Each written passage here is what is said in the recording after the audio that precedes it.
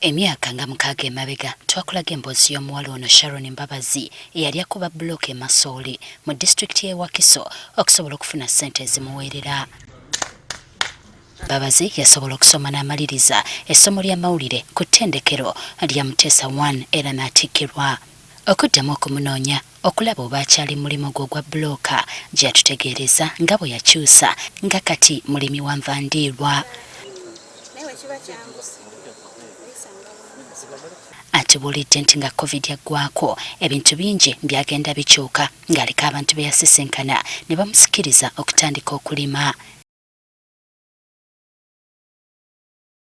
Yatwali tukubira bbulooka kati waliyo abalimi so nga we munaabeera mu bizinensi ne mwenyumizaako then oli n'akubalira nga we kitambula.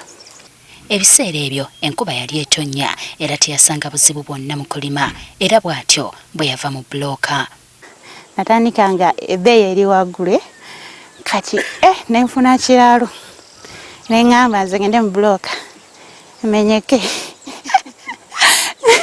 nga akoze eki alimye aba asinga. Mu kiseera kino ku nnimiro kuno alimirako ebintu eby'enjawulo nga buli myezi 3 aba atandise okukungula. Nima spinach, nima lettuce, broccoli ne sukuma. Atubuulidde nti ettaka kwalimira alipangisa mwaka. Oteesa ne landlord n'olaba ssente mmeka zaakusaba then naye nga kiba mwaka.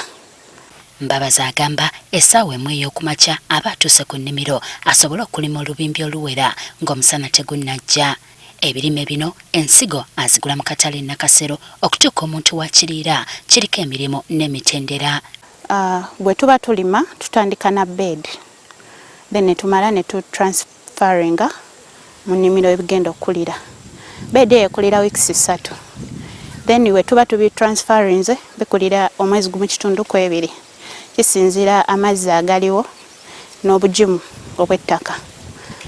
So mu myezi 2 n'ogattako ziri weeks 3 katubaale kale myezi 3 byonna wamu oba otandise okungula. Emyala gy'olaba gino mulimu amazzi agamuyambako okubifukirira. N'ekirala amazzi gatuli kumpi guno omwala gwennyini we wali amazzi so okwata n'oyiwayiwa si bizibu bineeno okusinga bbulooka n'omulango kubanga okulima tekwetaaga si byakulima nnyo mbu nno olime ebikata simanyi oteme lumonde osiibe mu nnimiro nedda.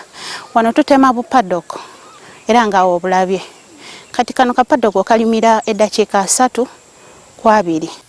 Kyokka wadde guli bwe gutyo era waliwo okusoomoozebwa kwa sisinkana okugeza ng'embeera y'obudde.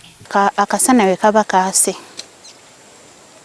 amazzi kasobola okwaka gino emyala gyonna ne gikala ng'amazzi mulina ogasomba mufukirire ebintu ate nga jjukira we kaba kaase buli omu aba akola ki alina kati awo ebbeeyi eba wansi ate n'enkuba nayo weba etonnye nayo kizibu kubanga esobola obimalawo byonna esobola otonnya byonna n'osanga nga byonna biri mazzi amazzi ne gamala wiiki kati nga lettuce abatamumanyi ziringa cabbage osanga nga byonna byavunze.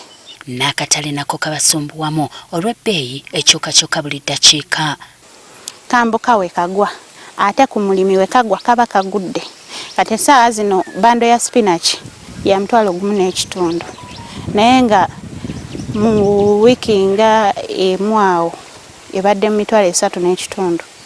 N'abantu ababagulako ebintu nabo oluusi baba buzibu. Oluusi be basinga okufunamu kati ne mu katale woogenda abakasolooza bakusolooza ate n'eri gy'obituusiza jjukira oli obimusanze awo naye naakuseera otaddemu ne transport n'egy'ova osasudde omukozi abikuyambyeko.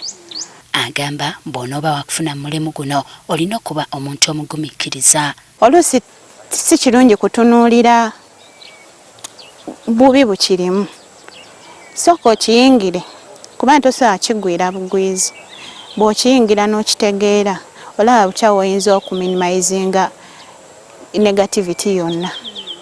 ono alina ennimiro za mirundi ebiri era tututteko ne ku ndala esangibwa e Nakweero ng'eno tusanze abakozi bali mu kukungula. Ebibanga bingi oba olina ofunayo abaana nga 3 oba 2 abakuyambako okufukirira kubanga olina oteekamu amaanyi okukuba amazzi kati ebiseera ebisinga waba wanene nga kiba kikooya.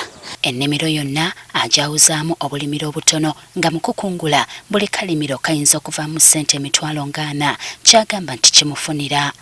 Bulijjo tewesiba ku bbala limu awamu bwe wagaana gezaako awalala.